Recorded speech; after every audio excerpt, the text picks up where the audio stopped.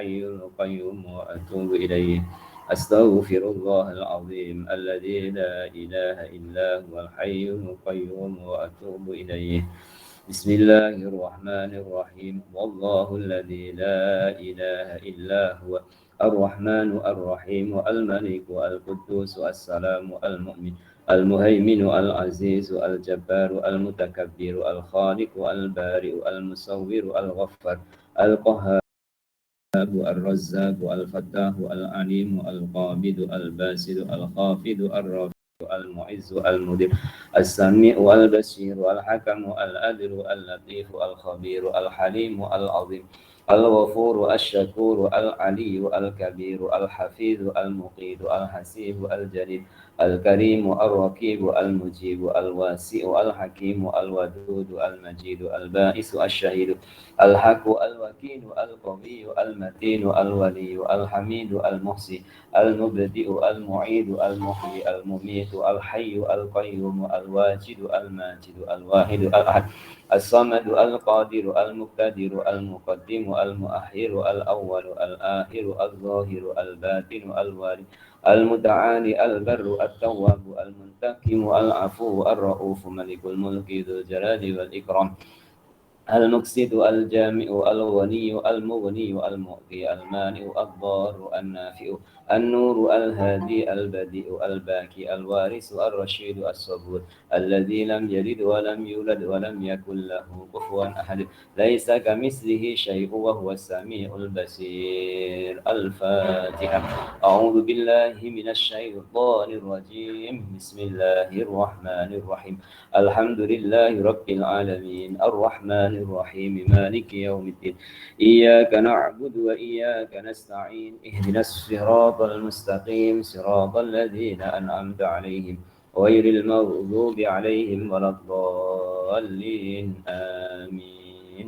بسم الله الرحمن الرحيم. اللهم أنت ربي لا إله إلا أنت خلقتني وأنا عبدك وأنا على أهدك ووعدك ما استطعت أعوذ بك من شر ما صنعت أبوء لك بنعمتك علي وأبوء بذنبي فاغفر لي فإنه لا يغفر الذنوب إلا أنت. وصلى الله على سيدنا محمد وعلى آله وصحبه وسلم. الحمد لله رب العالمين.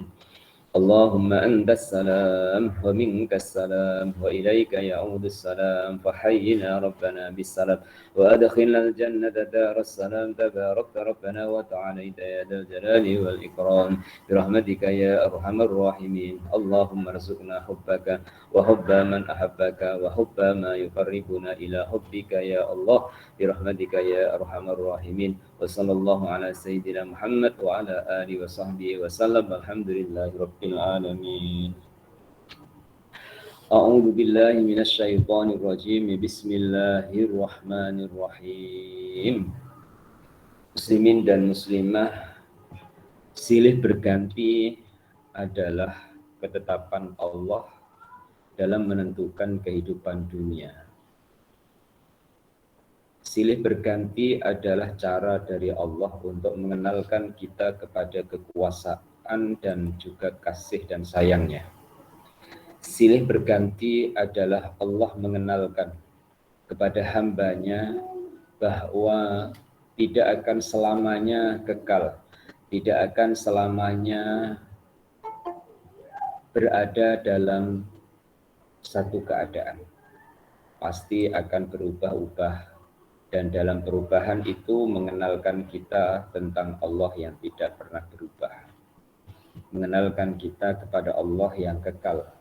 Mengenalkan kita kepada Allah yang abadi.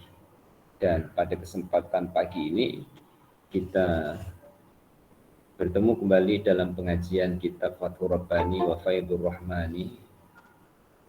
Dari penjelasan, dari keterangan, dari huraian, semoga menambah iman kita kepada Allah, menambah redha kita kepada Allah, menambah puas kita dengan Allah, dan bertambah pula syukur dan sabar kita kepada Allah. Kita akan sambung di muka surat 824 penggal yang paling bawah. Wahai hamba,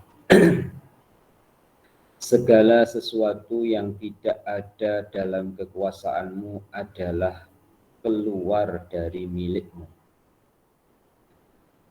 Ada kalanya merupakan bagianmu atau bagian orang lain. Apabila ia merupakan bagianmu, maka pasti akan datang kepadamu tatkala engkau tidur. Mengapa engkau bersusah payah seperti ini? Padahal itu mengurangi agamamu. Andai kata engkau selalu mendengarkan ilmu dan bersama ulama agama, bersama wali dan orang yang mahu merenungkan tentang apa yang bakal terjadi, niscaya engkau akan mudah untuk menjauhi usaha dan menjauhi beberapa Tuhan. Tidak beramal kerana makhluk setelah ikhlas adalah riya.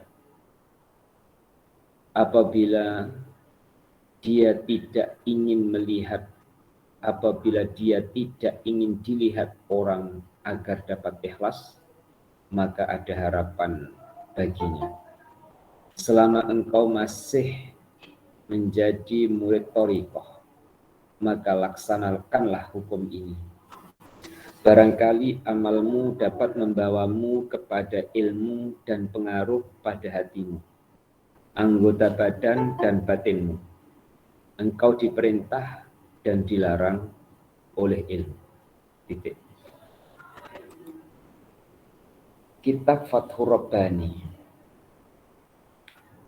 wa Faidur Rahmani yang disusun dari nasihat-nasihatnya Sultanul Aulia Syekh Abdul Qadir Al-Jilani, terbukukan dalam satu kitab yang sudah sekian tahun kita pelajari dan sekian tahun kita dengar hampir tiap-tiap minggu nasihat-nasihatnya, dan nasihat-nasihatnya menyentuh hati dan perasaan, menyentuh jiwa dan sanubari, khususnya hubungan dengan kehendak Allah, khususnya hubungan dengan kerohanian, sehingga Allah melihat kepada hamba yang sememangnya Allah Tuhan yang maha melihat. Pandangan Allah dan penglihatan Allah kepada hamba menyeluruh, tidak terhalang, tidak terhijab dengan segala sesuatu. Maka Rasul kita Muhammad SAW menghabarkan tentang bagaimana Allah melihat. Allah melihat, innallaha la yanzuru ila suwarikum wala ila ajsadikum walakinallaha yanzuru ila qulubikum au kama qala. Sesungguhnya Allah itu tidak hanya melihat tubuh, tidak hanya melihat para serupa, tapi Allah itu melihat isi hatinya. Dan Fathur Rabbani ini sentuhan-sentuhannya adalah sentuhan kerohanian. Pelajaran dan pengajiannya adalah berhubungan dengan kerohanian. Oleh itu, proses perjalanan kembali kepada Allah sekian puluh tahun, yang asalnya semata-mata bersama kasih Allah yang Maha Pengasih, yaitu di alam rahim. Kemudian sekarang dari lahir hingga sampai hari ini kita bersama dengan alam ciptaan Allah menyertai kehidupan. Terjadilah suasana susah dan senang, terjadi suka dan duka, terjadi tangis dan tertawa yang silih berganti seperti bergantinya siang dan malam.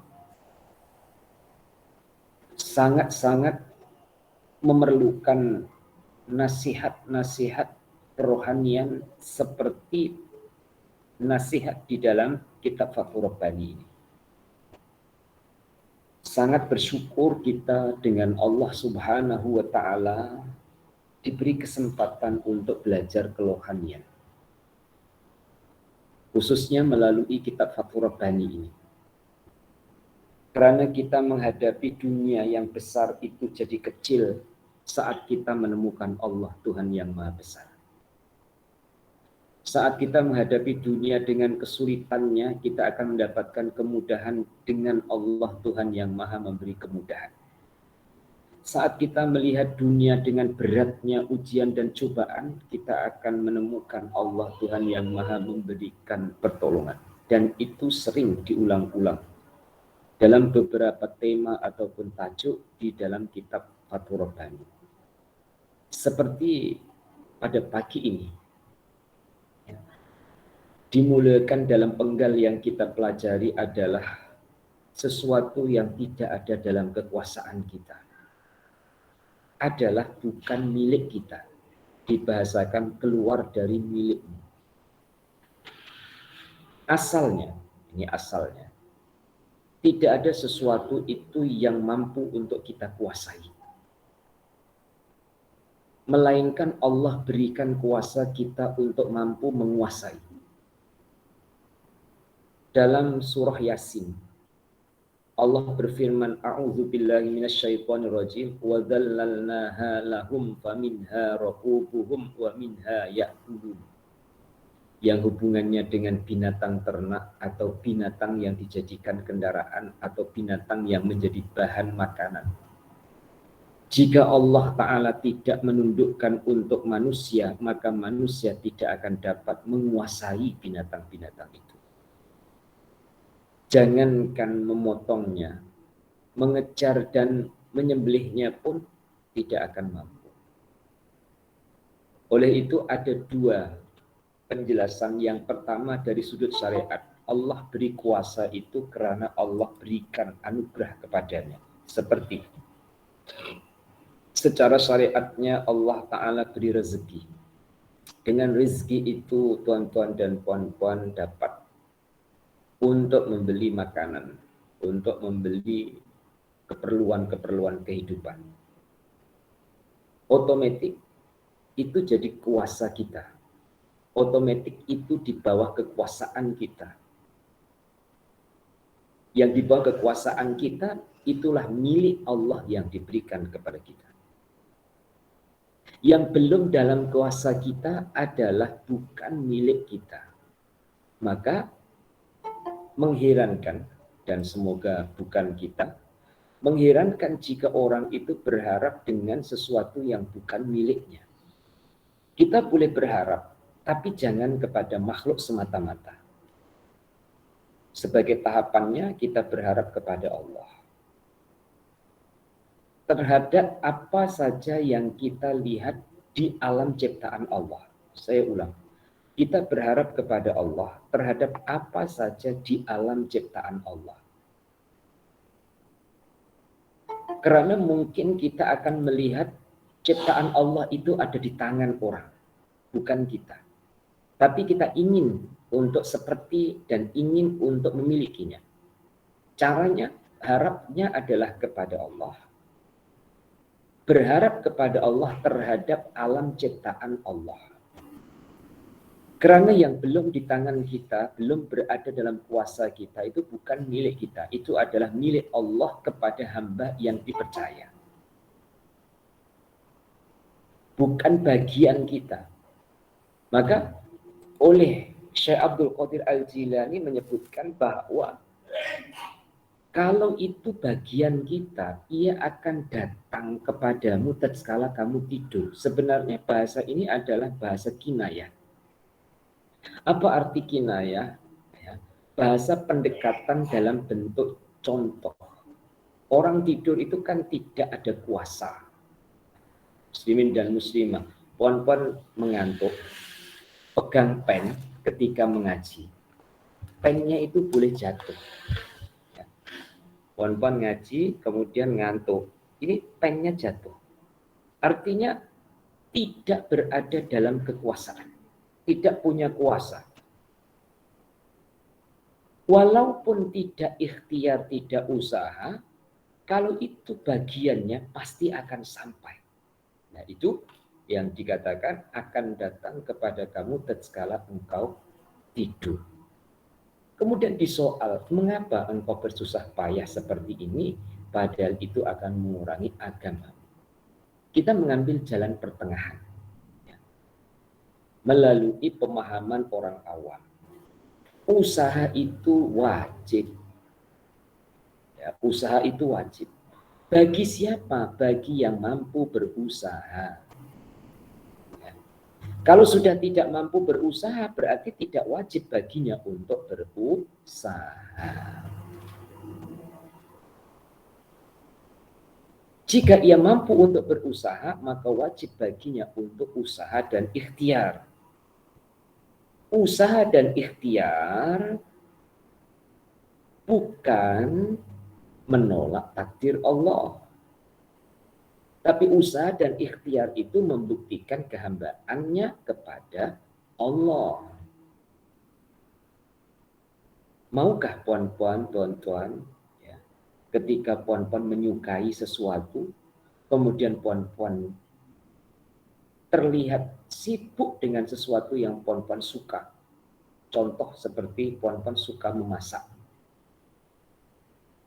Kemudian dari pagi puan-puan masak nasi lemak dengan ayam goreng, dengan sotong goreng, apa saja yang puan-puan masak.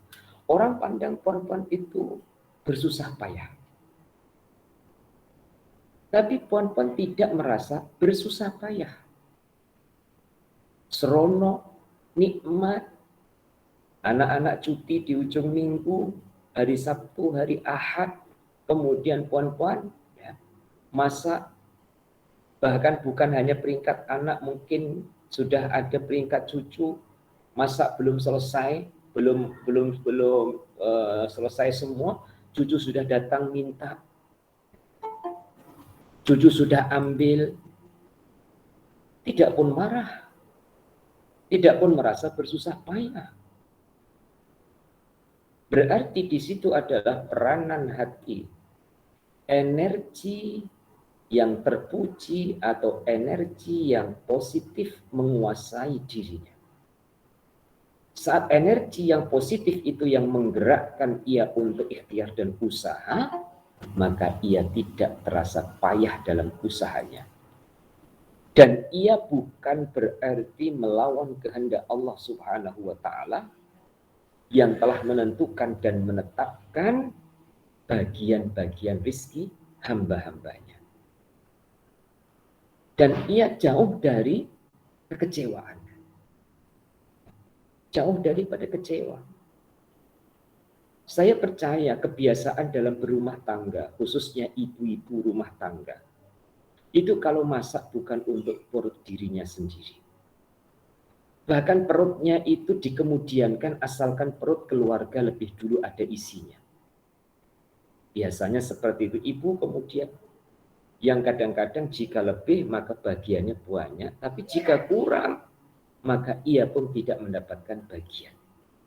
Dan itu tidak mengapa, kepuasannya bukan apa yang dimakan, tapi kepuasannya adalah apa yang diusahakan yang dapat memberi manfaat kepada orang yang berada di bawah jagaan ataupun orang yang berada di sekelilingnya. Dan itu akan membangun sebuah keikhlasan. Keikhlasan dalam ikhtiar dan usaha kepada Allah Subhanahu wa Ta'ala. Dan perjalanan itu mari kita teruskan. Perjalanan itu mari kita tingkatkan hinggalah amal kita dipandu dengan ilmu dan amal kita bertujuan khidmat kepada Allah Subhanahu wa Ta'ala. Saat kita menuju tujuan, kemudian terjadi sesuatu yang menjadi lambat sampai kepada tujuan, jangan puan-puan pisahkan dari kasih Allah Ta'ala apa saja yang terjadi. Ya. Contoh, puan-puan hendak pergi ke rumah saya. Kemudian di tengah perjalanan puan-puan jumpa anak saya. Yang anak saya itu sedang perlu pertolongan, entah itu jatuh dari basikal ataupun pokoknya perlu pertolongan. Sehingga puan-puan harus berhenti, kemudian puan-puan harus singgah, puan-puan harus bantu, puan-puan harus tolong. Yang pada saat itu puan-puan mau kepada atau mau ke rumah saya. Saat puan-puan tolong anak saya, puan-puan pasti terbayang orang tuanya. Kemudian puan-puan tidak akan kecewa dengan lambatnya waktu sampai ke rumah saya karena menolong anak saya. Sudah, itu contoh pendekatan saja. Dalam perjalanan kita menuju kepada Allah,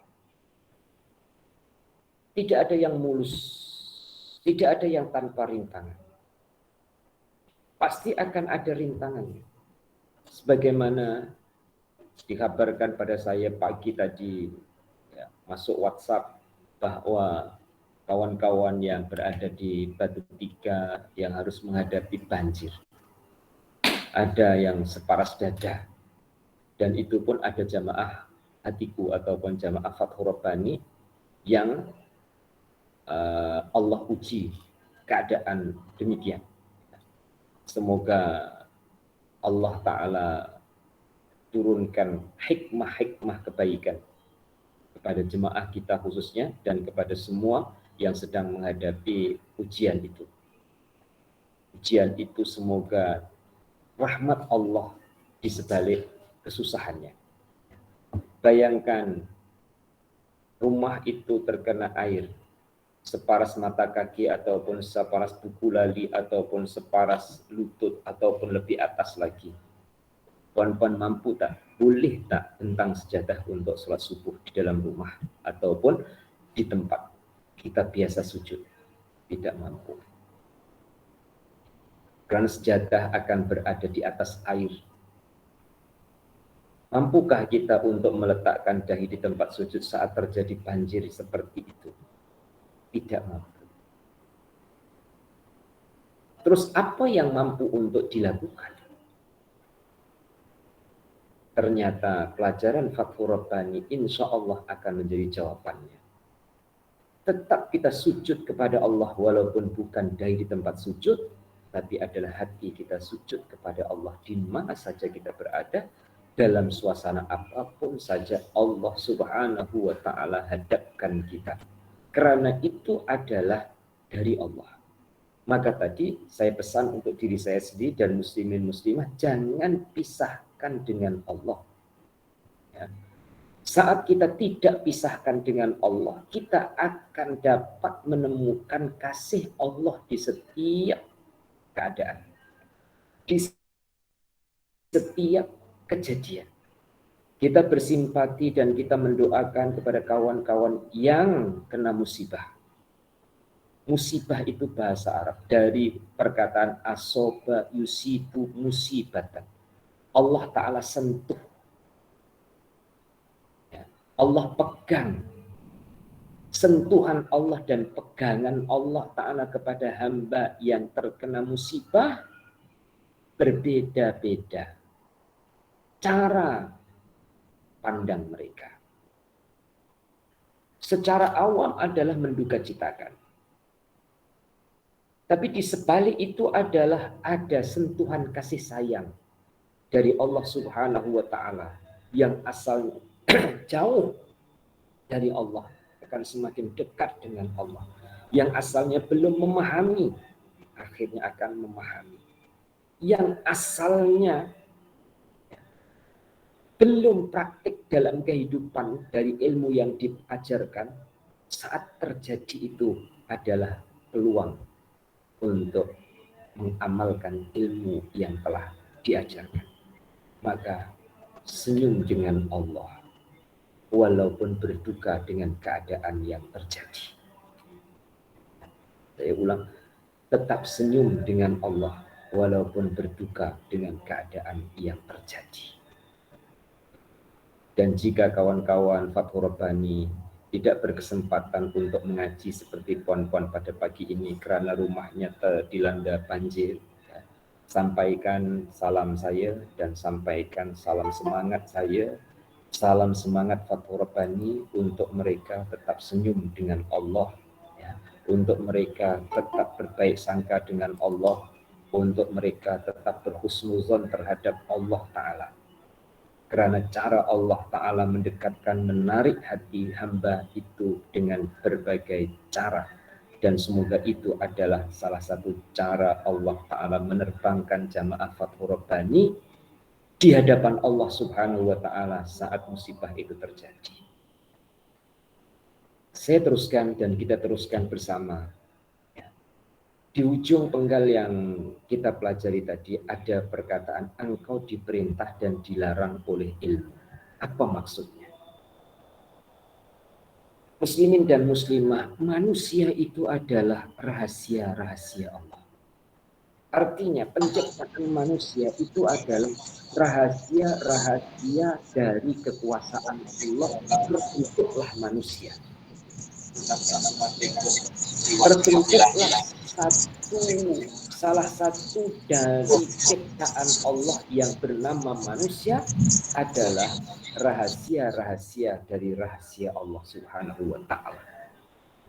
Maka di dalam diri manusia itu, muslimin dan muslimah, fisiknya itu dapat dilihat, tapi rohaninya tidak dapat dilihat. Dan rohani ini ada hubungan dengan fisik. Contohnya, puan-puan mengaji, mendengarkan ilmu, itu perlu telinga. Fisik telinganya ada.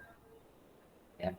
Dan komponen telinga, termasuk gendang telinga, termasuk saraf telinga, termasuk speaker dalam telinga ini perlu. Karena itu menjadikan laluan, menjadi alat. Tidak berhenti di situ, akan turun dan akan masuk kepada rohani. Masuk ke dalam hati, masuk ke batin.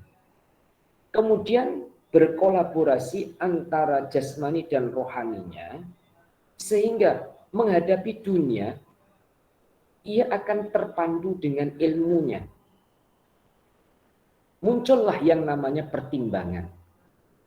Ya, karena ada ilmu, maka ada pertimbangan. Setelah ada pertimbangan, maka muncul keberhati-hatian karena berhadapan dengan dua kemungkinan. Mungkin membawa kebaikan ataupun mungkin jatuh kepada kejahatan. Mungkin menjauhkan dari Allah, mungkin mendekatkan dari Allah. Ini tidak terlepas daripada ilmu. Oleh itu, dalam hadis Rasulullah SAW yang masyhur tentang belajar itu wajib. Thalabul ilmi fardhah. Kepada siapa? Ya kepada orang Islam lelaki, pada orang Islam perempuan.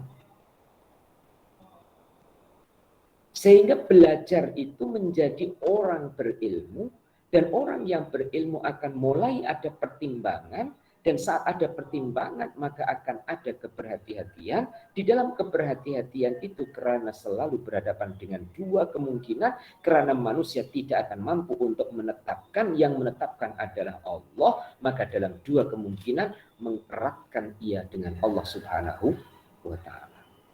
Ya Allah, Engkau menghendaki kami semua, namun kami terhalang oleh beberapa malapetaka dan ujian.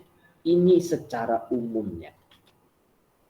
Malapetaka, musibah atau ujian itu terpandang halangan.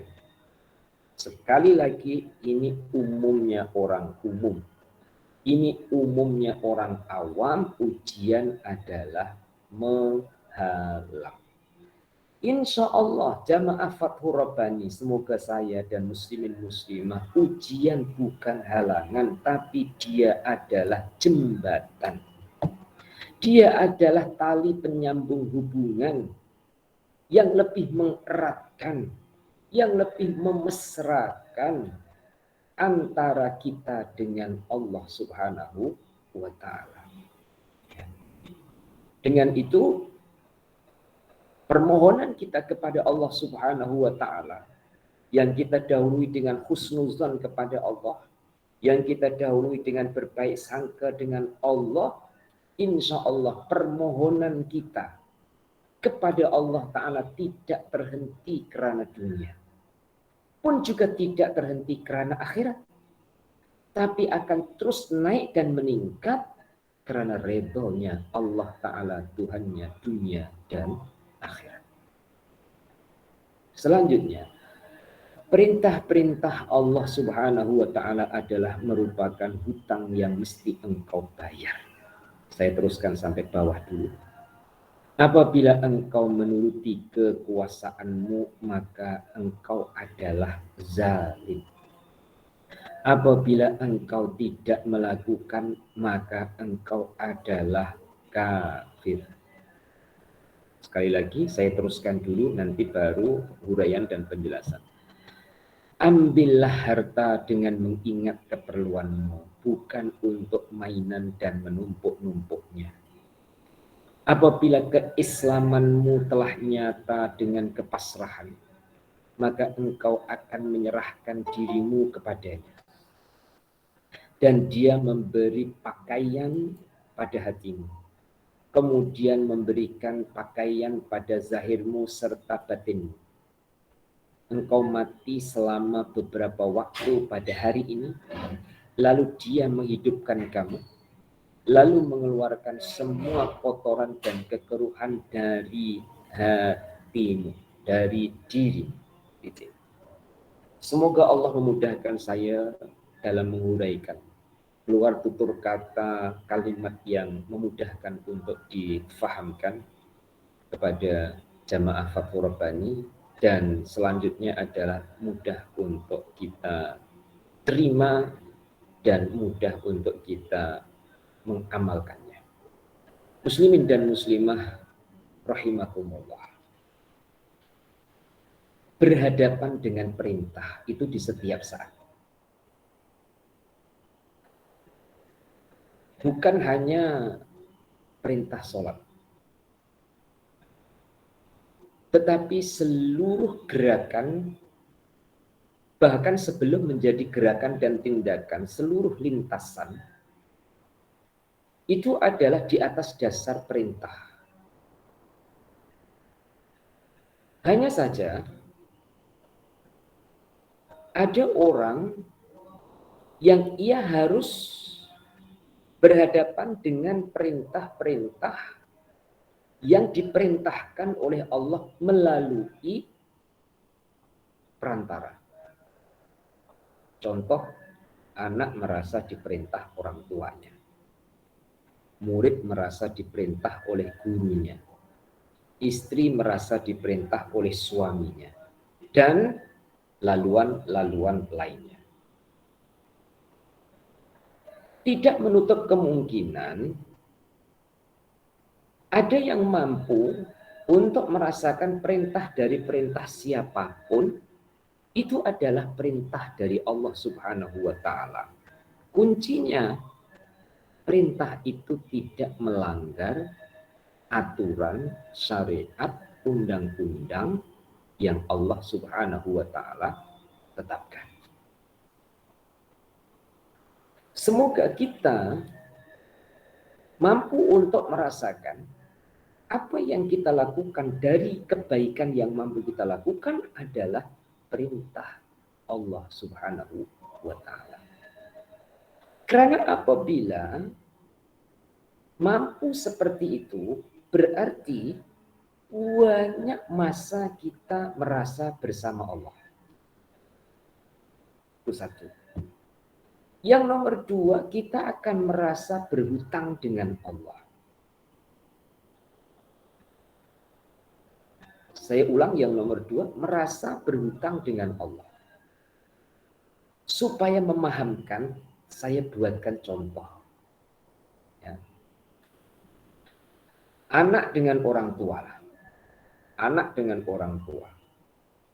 Orang tua mau pergi. Ada urusan penting sehingga anak dipesan. Nanti bila baju dah spin, kamu sidai baju. Bila dah kering, nanti kamu ambil, kamu lipat baju. Masa yang ada, kamu menyapu. Ruang kamu sapu. Adik kamu ruang depan menyapu. Ada beberapa perintah yang dijangkakan ibunya itu akan balik pada pukul 11.30 hari. Bila sudah sampai pukul 11, ada beberapa perintah yang belum dikerjakan. Otomatis perintah yang belum dikerjakan adalah merupakan satu hutang moral. Bukan hutang harta. Hutang moral yang menjadi beban ya, kepada si penghutang. Saya ralat bahasanya supaya lebih manis, bukan jadi beban, jadi tanggung jawab kepada yang berhutang. Walaupun ibunya sudah datang, dia tetap yang belum disidai, yang belum disapu.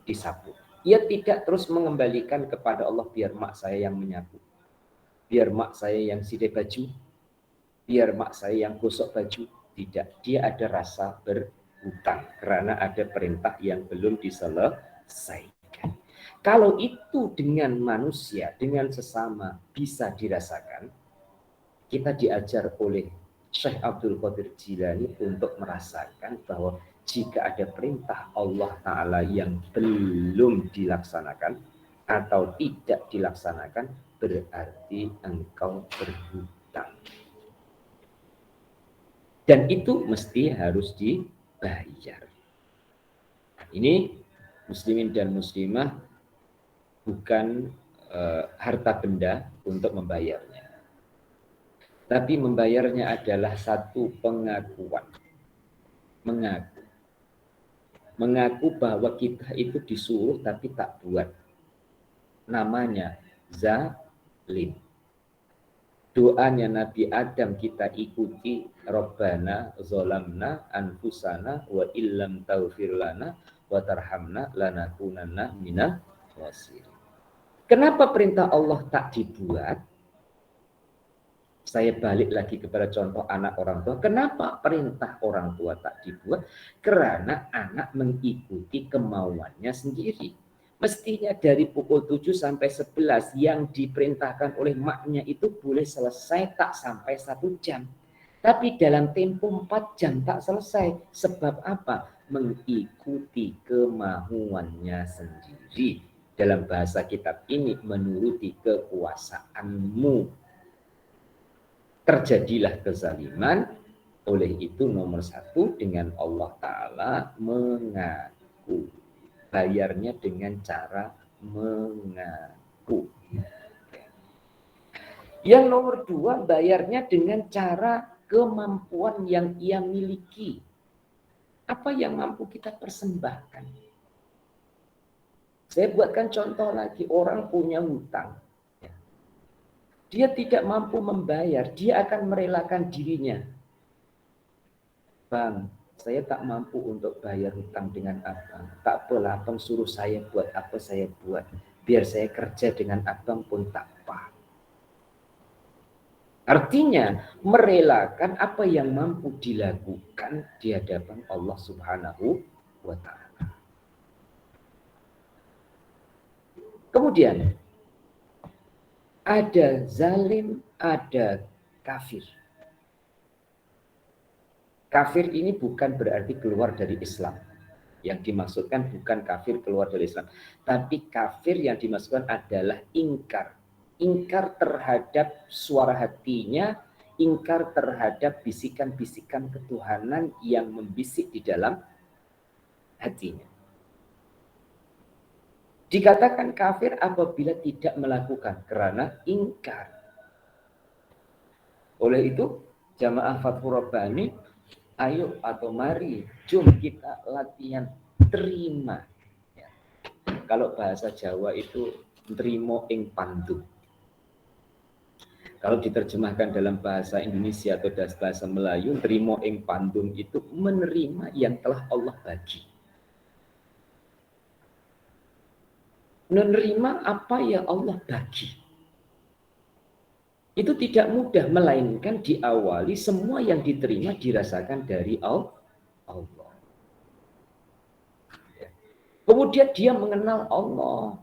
Supaya bisa terima semua yang dia terima itu dari Allah, dia harus kenal Allah. Minimal kenalnya kepada Allah itu Allah Maha Baik. Spontan saya terlintas, orang kampung tak boleh baca Arab. Dia jual tanah, jual sawah. Kemudian daftar pergi haji. Zaman dulu itu daftar tahun ini, pergi tahun ini. Sekarang daftar 30 tahunnya akan datang baru pergi. Umumnya begitu. Jadi orang dulu tak boleh baca. Dia punya uang karena jual tanah, mendaftar pergi haji. Dia tidak rasa kedekut, dia tidak sayang dengan hartanya, walaupun nilai uangnya itu besar untuk pergi haji, dia rela untuk pergi haji. Kemudian diajar oleh Pak Kiai, diajar oleh guru di kampung itu. Kebetulan yang ngajar pun belum pergi haji. Karena jarang loh, orang dulu itu satu kampung kan jarang yang pergi haji. Maka kopiah berwarna putih itu mahal dulu. Dulu pernah saya ceritakan orang kampung, ya, bahkan sampai sekarang, tapi tidak seperti dulu. Kalau belum haji malu pakai kopiah putih, karena untuk pergi haji mahal. Sekarang ini nilai uang tidak begitu mahal, tapi urutannya yang menjadi mahal.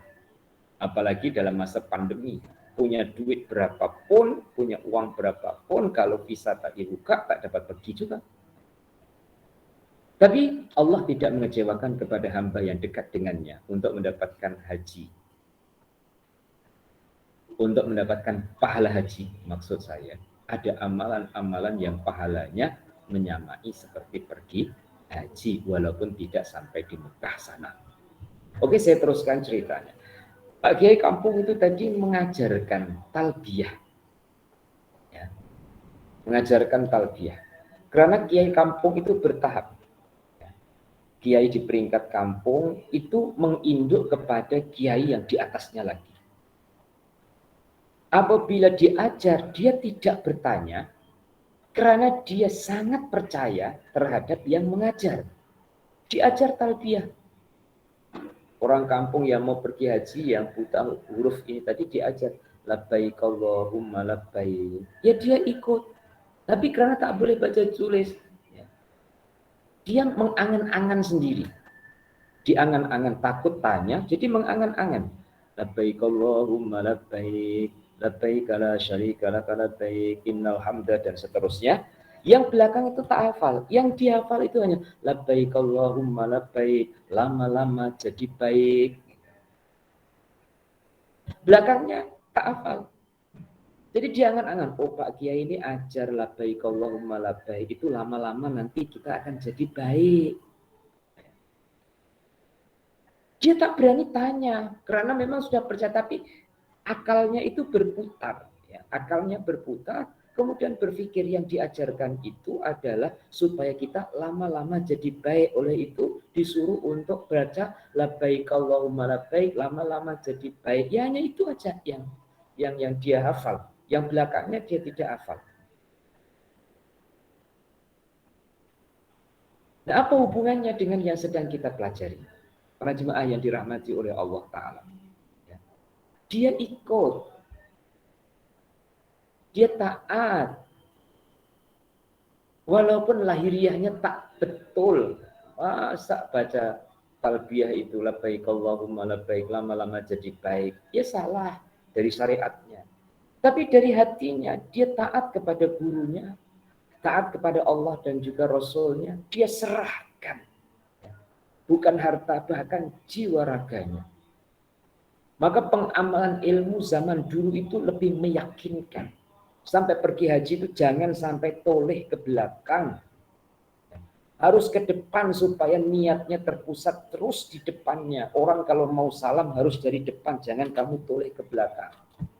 Walaupun itu tidak satu kewajiban, tapi itu adalah mengamalkan kuatnya niat. muslimin dan muslimah.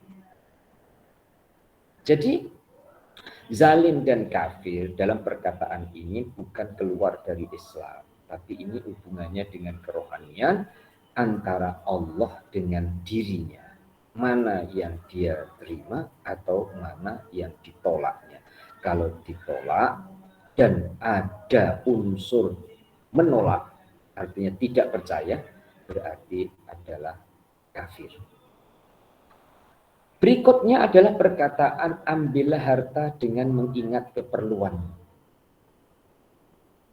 Muslimin dan muslimah, kalau saya katakan penyelamat, ya semoga benarlah di sisi Allah Ta'ala. Puan-puan, ya, ada 100 ringgit atau 500 ringgit atau 1 juta rupiah. Puan-puan. Itu diberikan kepada puan-puan. 1.000 ringgit diberikan puan-puan. Puan ambil semua ke ambil 10 ringgit saja.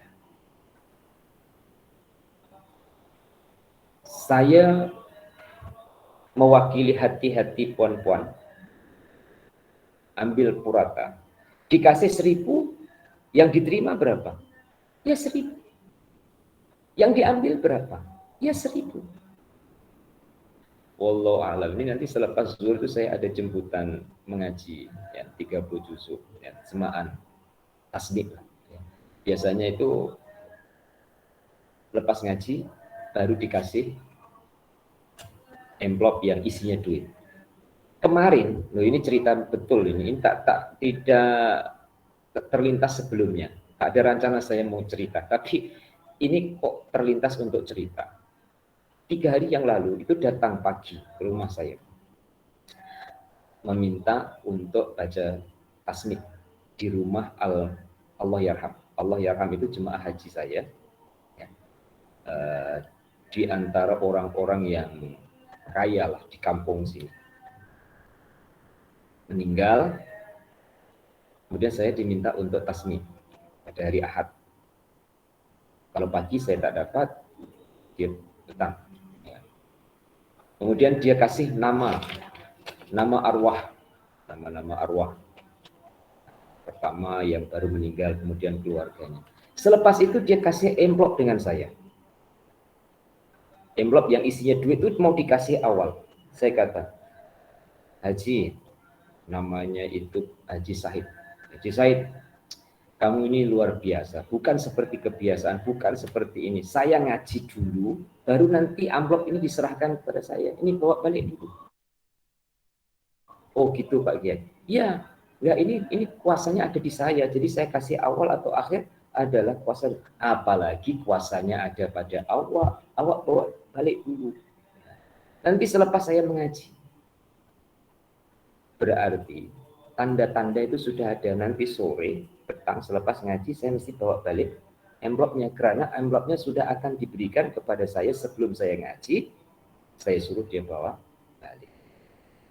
Cerita ini nyata dan saya ceritakan walaupun tidak sengaja. Tujuan saya adalah kebanyakan orang itu kalau dibagi rezeki itu diambil semua. Takkan puan-puan dikasih amplop isinya 1 juta ataupun 2 juta, puan-puan buka depan orang yang bagi itu, tak apa saya ambil 100, satu lembar, ini saya pulangkan. Tentu bukan etika seperti itu. Kita ambil semua. Nah, kita ambil semua itu ada beberapa niat yang tersirat. Dan niat itu hubungannya dengan Allah. Ada yang niatnya itu daripada. Artinya daripada mubazir bahasanya. Artinya mubazir itu adalah tidak dipakai, maka saya selamatkan. Ada yang niatnya itu saya ambil supaya saya boleh untuk gunakan fisabilillah dan niat-niat yang lain. Berarti nasihat ambillah harta dengan mengingat keperluan kamu, muslimin dan muslimah. Kalau keperluan kita hari ini sudah ada, kemudian kita tetap didatangi oleh rizki di tangan kita. Bagaimana? Dan itu saya latihan dan semoga terlatih. Amplop yang saya terima itu tak saya buka. Kemudian saya serahkan. Bahkan saya berazam dalam menyelesaikan tanah di TBM itu, kalau ada jamaah thoriqoh yang menjemput saya mengaji, kemudian kasih envelopnya masuk untuk pembelian tanah itu. Ini azam pada diri saya sendiri.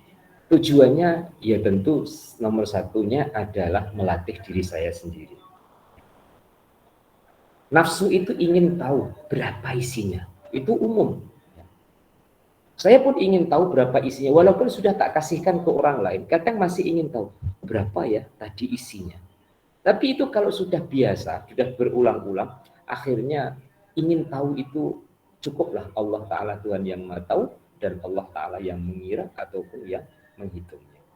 Jelasnya adalah silahkanlah kita ambil rezeki kita, ya, bagian kita, silahkan. Ada niat mengambil sesuai dengan bagian, yang lebih dari bagian, ada niat pula untuk fi sabilillah. Karena dalam hidup kita ini Allah Subhanahu wa taala menguji kita, liyabluwakum ayyukum ahsanu amala. Dari pemberian Allah yang diberikan, kita gunakan untuk kebaikan ataupun kita gunakan untuk beramal menuju kepada kebaikan Allah Tuhan yang Maha Baik. Diteruskan lagi dalam penggal itu ada perkataan memberi pakaian kepada hatimu, memberi pakaian kepada zahirmu serta batinmu. Muslimin dan muslimah, di dalam Al-Quran Allah Ta'ala sebut tentang pakaian terbaik. Dalam kisah Nabi Adam yang telah kita lalui nama Adam dalam beberapa ayat dan surah. Walibasut taqwa dzalika khair, dalam surah Al-A'raf. Pakaian takwa itu adalah pakaian yang paling baik. Berarti di situ mengandungi arti bukan baju takwa, ya, bukan baju raihan, bukan baju gamis, tapi disebut walibasut takwa itu adalah pakaian kerohanian. Pakaian yang dipakai oleh orang bertakwa secara lahiriah itu juga dipakai oleh orang yang tidak bertakwa. Seperti jubah itu ya dipakai oleh Rasulullah SAW dan para sahabatnya, tapi juga dipakai oleh musuh baginda. Ya, seperti Abu Jahal, itu juga pakai jubah. Ya. Ataupun era zaman kita, baju rehan, baju takwa. Itu juga dipakai oleh para ustaz, tapi juga dipakai oleh orang yang tidak seperti ustaz. Berarti pakaian yang dimaksudkan pakaian takwa itu yang menyelimuti ataupun yang menguasai, menutupi hatinya. Dan itu Allah Ta'ala akan bagi. Allah akan beri.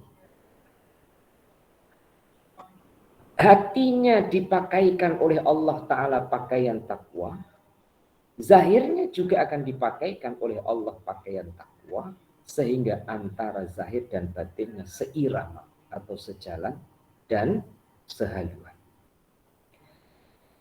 Diakhiri dengan perkataan engkau mati selama beberapa waktu. Mematikan kehendak di beberapa saat atau beberapa detik itu penting. Ya. Mematikan, coba kawan-kawan nanti latih ketika mengucapkan kalimat hauqalah, la haula wala quwwata illa billah, lepaskan daya upaya. Jadi lemah lunglai, lemah gemulai, tubuh badan kita uratnya tidak pun mampu untuk berfungsi sebagai urat ataupun sarafnya, tenaganya hilang dari dirinya. Puan-puan. Dan itu dilakukan juga oleh non-muslim dalam meditasi. Kita yang muslim dengan cara uzlah. Dalam masa itu, puan-puan mematikan kehendaknya. Kemudian akan datang, Allah akan datang untuk mengajarkan arti kehidupan. Kalau kamu itu lemah, dan memang kamu itu lemah, aku beri kuasa, aku beri kekuatan itu untuk ini. Maka saat ia merasakan kembalinya kekuatan dalam dirinya, lain tidak lain adalah menjadi hidup untuk khidmat kepada sang pemberi ataupun sang penciptanya. Diteruskan, setiap kali dia melihat makhluk, maka dia mati. Setiap kali dia melihat Allah, maka dia hidup. Sampai titik dulu. Apabila ia melihat makhluk, maka dia menjadi miskin, hina dan tidak berharga sedikit pun, karena dia dikalahkan oleh Adam. Tatkala dia melihat Allah Subhanahu wa Ta'ala, maka dia hidup, dia bangkit dan berdiri. Lenyap dari makhluk, dari dirinya sendiri, dari kewujudannya. Dia hidup bersama Allah dan mati dari makhluk. Muslimin muslimah jamaah Fathur Rabbani, insya Allah kata-kata yang sebentar tadi ini tidaklah terlalu sulit kepada kita karena kita sudah diberi jawaban sebelumnya. Hidup lawannya mati. Yang betul hidup dan benar hidup hanya Allah. Lainnya itu mati. Kok aku hidup? Karena dihidupkan. Yang kuat itu Allah. Yang lemah itu kita. Kok aku ada kekuatan? Berarti Allah beri kekuatan. Yang maha kaya itu Allah. Lainnya adalah miskin. Kemudian kita ada harta. Berarti itu dari Allah. Tuhan yang mempunyai harta. Saat sudah dapat merespon dirinya, maka dia akan bisa merespon kepada orang lain yang ada di sekelilingnya. Ya. Muslimin dan muslimah, siapa di antara puan-puan yang pernah melihat dengan dua mata pocong berjalan? Bukan di film, bukan di cerita, tapi di section 21. Ya. Ada bangun di antara dua batu nisan, ya. Kemudian dia jalan. Puan-puan jalannya pasti tidak seperti puan-puan. Karena kakinya diikat, jadi dia jalannya melompat. Maka yang buat cerita hantu itu ya memang sudah dipelajari. Gak ada. Ya. Pocong itu jalannya bergantian kaki kanan, kaki kiri, kanan, kiri, kanan, kiri. Gak ada. Kalau ada pocong jalan kaki kanan, kaki kiri, berarti dia bukan pocong. Artinya, ya,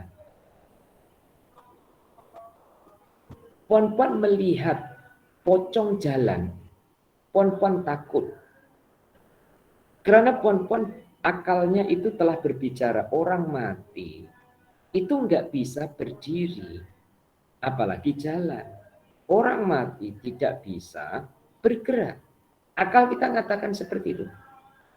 Tapi ternyata ada pocong jalan, berarti hantu. Hantunya itu yang menjadikan takut. Sekarang, kalau depan rumah puan-puan ada orang jalan, puan-puan takut tak? Walaupun itu tengah malam. Tak takut karena akal puan-puan mengatakan dia hidup. Ya, dia hidup, dia boleh jalan. Sebenarnya secara hakikat,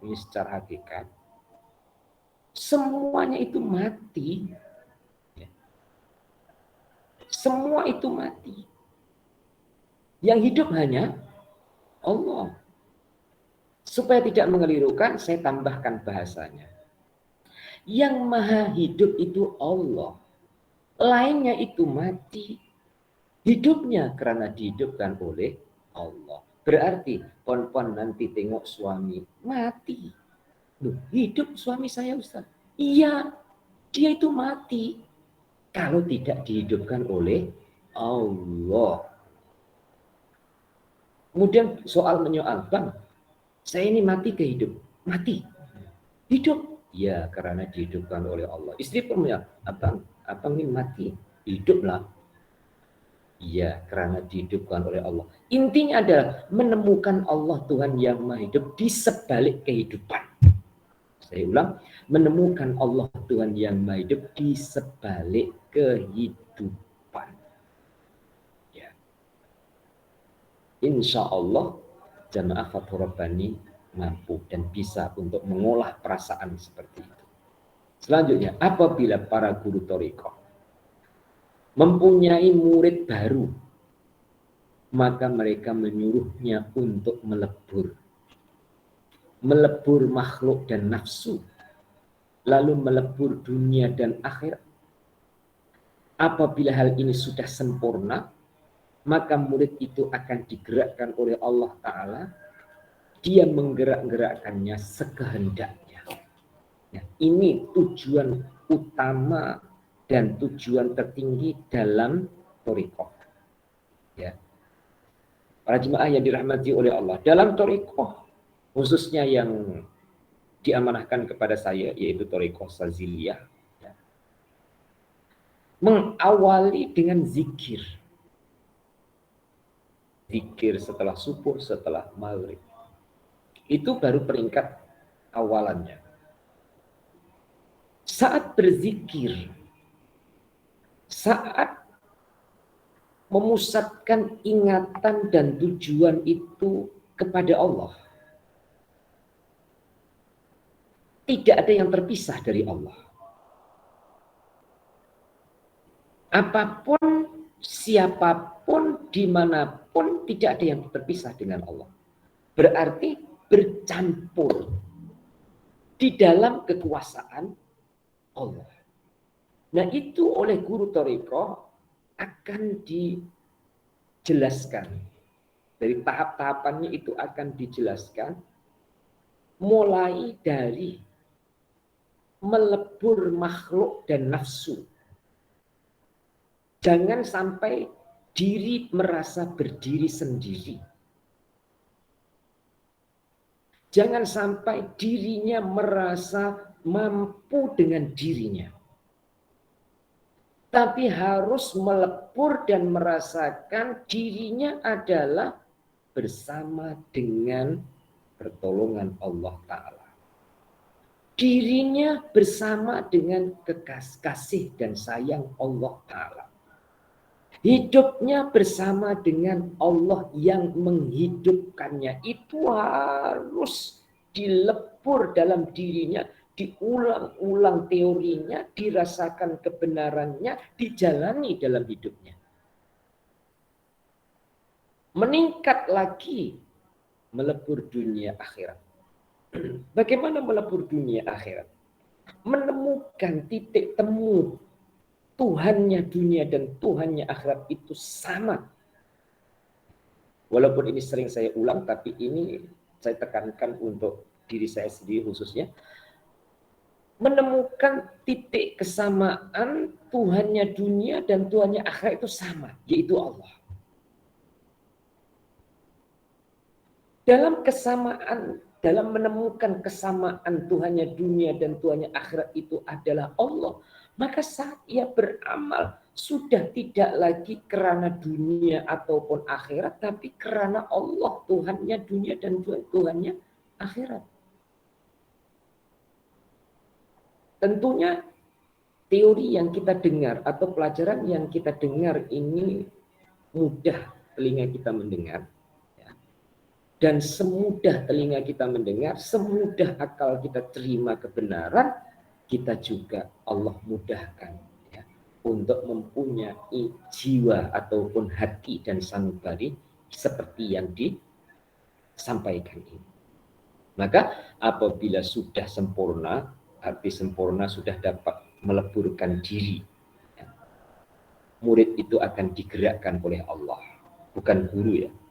Guru itu pengantarnya, guru itu penunjuknya. Allah Ta'ala peranan utama, musabbibul asbabnya.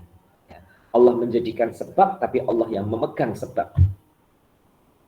Apa yang akan dilakukan oleh Allah? Allah akan menggerak-gerakkannya dengan sekehendak Allah. Makanya tadi saya sampaikan harus kenal Allah, bahwa Allah itu Tuhan yang maha baik. Berarti Allah menggerak-gerakkan makhluknya itu dengan sebaik-baik pilihannya. Dalam Al-Quran, tidur aja dijaga oleh Allah Subhanahu wa Ta'ala 309 tahun, yaitu Ashabul Kahfi. Ia tidak mampu untuk melindungi dirinya, Allah yang lindungi. Ia tidak mampu menggerakkan dirinya, Allah yang menggerakkan. Sehingga pintu gua Ashabul Kahfi itu kalau pagi ada matahari, bisa masuk, bisa menembus melalui pintu kecil di Jordan sana.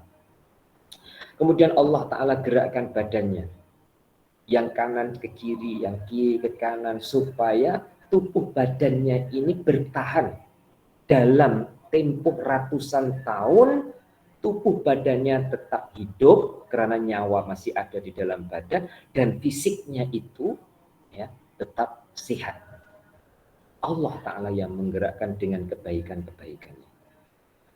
Jadi kesimpulannya, muslimin dan muslimah, Allah gerakkan, segala pergerakannya adalah kebaikan. Dan semoga kita harus bisa merasakan begitu. Allah menggerakkan dan segala pergerakan Allah adalah kebaikan-kebaikannya. Bawahnya, apabila engkau ingin mencapai pangkat ini, maka jauhilah perkara haram dan syubhat. Sehingga apabila hal ini sudah sempurna, maka jauhilah yang halal yang dipersekutukan. Lalu jauhilah sesuatu yang diberi kebebasan bagimu untuk melakukan. Kemudian lakukanlah yang halal yang mutlak, yaitu yang halal menurut ilmu dan hukum zahir dan batin, yakni sesuatu yang belum pernah dimiliki, sebagaimana apa yang ada di tanah-tanah lapang dan pantai-pantai. Ini nasihat-nasihatnya. Dan nasihat-nasihat ini tentu juga perlu penambahan penjelasan untuk sama-sama difahami. Muslimin dan muslimah, lembaran ini kotor karena ada tulisannya. Tulisan ini satu masa ya, ada tarikhnya. Pada tarikh bulan Oktober, tulisan ini ada sangat diperlukan karena ada rekod, ya, ada rekod pembayaran dan lain-lain. Tapi setelah ini masuk dalam data komputer, ini diperlukan untuk jadi file. Dalam masa yang sama, kita akan dapat rekod yang baru dari transaksi yang baru lagi. Begitulah dalam kehidupan manusia yang terus berjalan tidak pernah berhenti.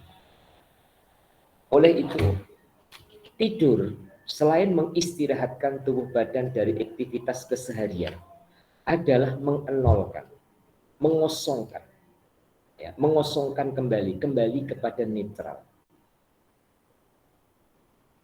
Dan semoga puan-puan malam nanti, ya, kalau yang telah berlalu, ya, sudah berlalu, malam nanti boleh tidur semua.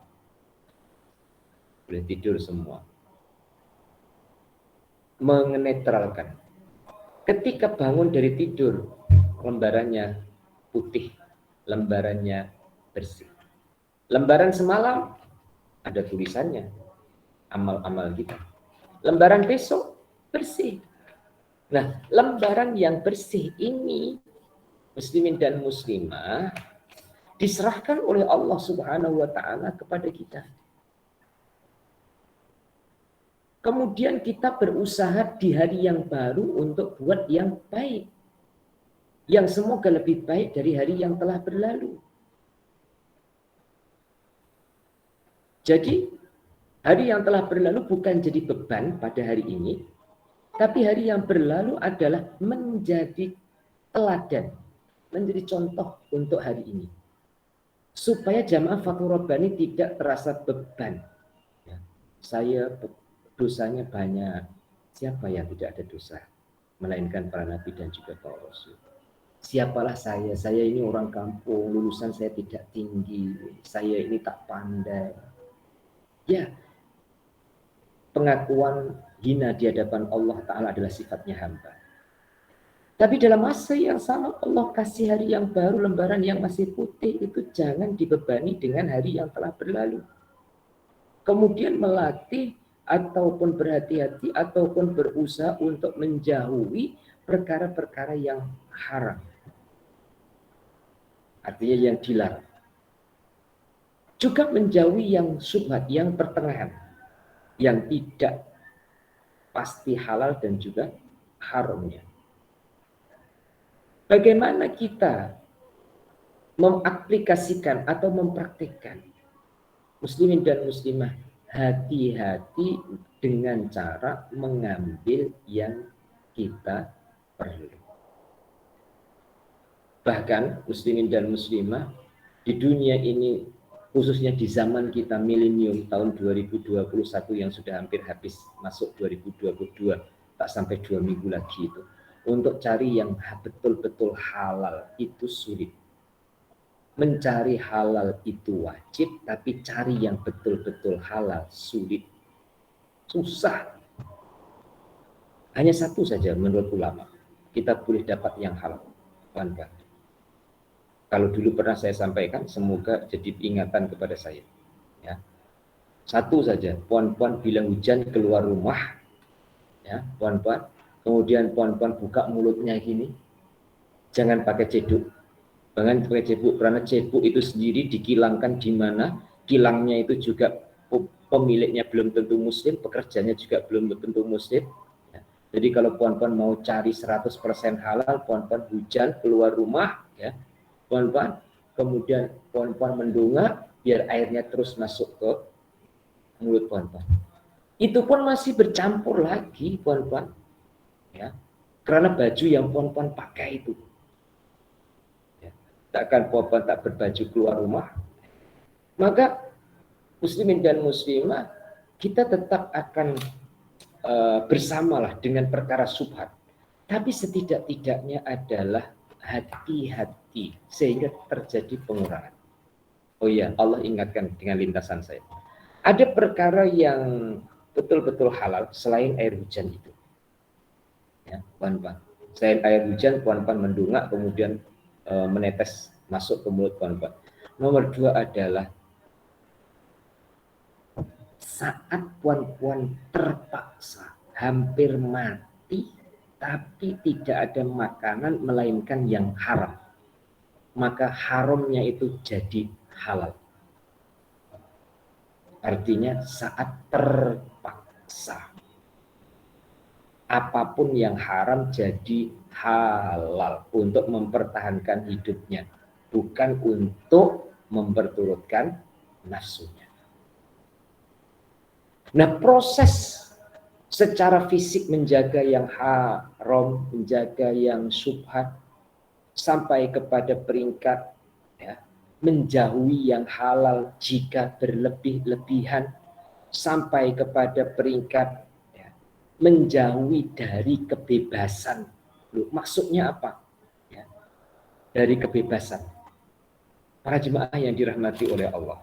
Ini kebetulan saya tak ada, ini ada uang kecil. Uang ini ada di tangan puan-puan, bebas puan-puan mau beli apa? Roti canai, ya, puan-puan, ataupun nasi lemak, ataupun buah-buahan, terserahlah. Menjauhi kebebasan.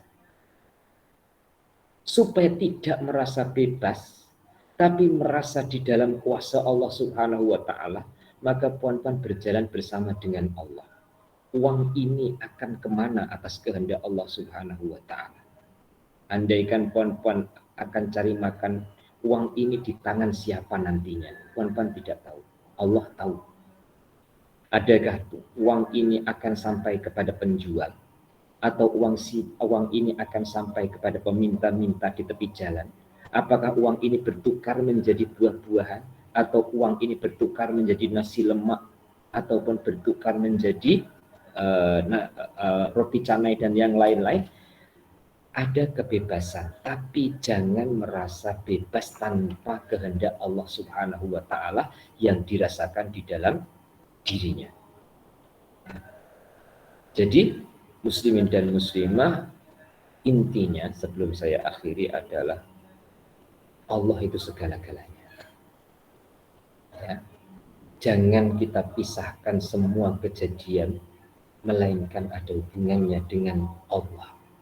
Yang lebih halus lagi, melainkan ada hubungannya dengan kasih dan sayang Allah. Ya. Kasih dan sayang Allah kita sambut dengan rasa kasih hamba kepada Allah yang maha kasih kepada hambanya. Insya Allah yang akan datang kita akan sambung kembali di muka surat 826, dan hari ini kita cukupkan dengan baca doa. Bismillahirrahmanirrahim. Allahumma sholli wa sallim ala sayyidina Muhammad wa ala ali sayyidina Muhammad. Alhamdulillahirabbil alamin. Allahumma rzuqna ilman nafi'ah wa amalan sholihan maqbula wa rizqan halalan thayyiban wasi'an mubarakan. Allahumma ja'alna minal ladzina yastami'ul qawla fayattabi'una ahsanahu bi rahmatika ya arhamar rahimin. Wassallallahu ala sayyidina Muhammad wa ala alihi wa sahbihi wasallam. Alhamdulillahirabbil alamin. Taqabbalallahu minkum minna wa minkum taqabbal ya karim. Sekian, kurang lebihnya minta maaf. Segala kebaikan kebenaran datang dari Allah untuk kebaikan kita bersama. Kekurangan, kekhilafan, kelemahan diri saya mohon maaf yang sebesar-besarnya. Hadanallahu wa iyyakum ajmain. Assalamualaikum warahmatullahi wabarakatuh.